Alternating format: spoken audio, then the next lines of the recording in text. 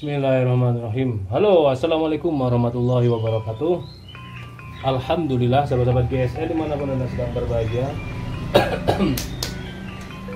Pada kesempatan kali ini kita coba mau bikin pisau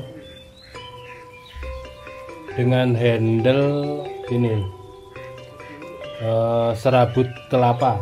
Ini kita ada serabut kelapa yang sudah kering. Terus untuk bilahnya ini dari blank material baja wilis yang kita potong. Ini sudah kita belah, nanti kita potong agar peksinya nanti segini panjang. Nah, untuk penghematan daripada kita menggunakan lem power ya, jadi material yang digunakan adalah pertama blank baja wilis tentunya, terus serabut kelapa, serbuk kayu, dan lem power. Nah, kita untuk lem powernya sekalian beli satu dus ya, biar lebih awet dan lebih irit. Terus selanjutnya nanti untuk penghematan, untuk merekatkannya dengan lem power dan serbuk kayu pada handlenya. Makanya handlenya kita buat full tang ya, lebih panjang. Ini sebenarnya segini nih, peksinya udah panjang ini. Peksinya sudah panjang, tapi karena ini kita akan desain yang lain untuk handle daripada serabut kelapa, maka kita panjangin segini nih biar full. Kita singkirkan dulu. Ini ada beberapa material dari HSS bekas pemotong kertas yang ini, merek Joklut. Terus ada lagi ini, saya lupa mereknya, ini HSS bekas benso pemotong besi. Kita singkirkan dulu ya. Ini kapan-kapan kita buat juga ini untuk pisau-pisau seset.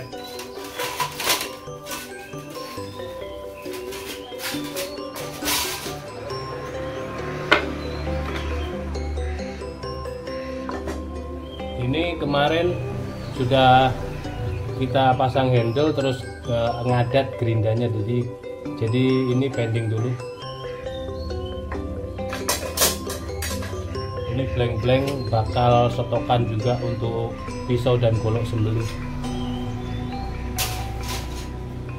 Nah, ini kayunya yang akan kita jadikan untuk lapisan handle-nya.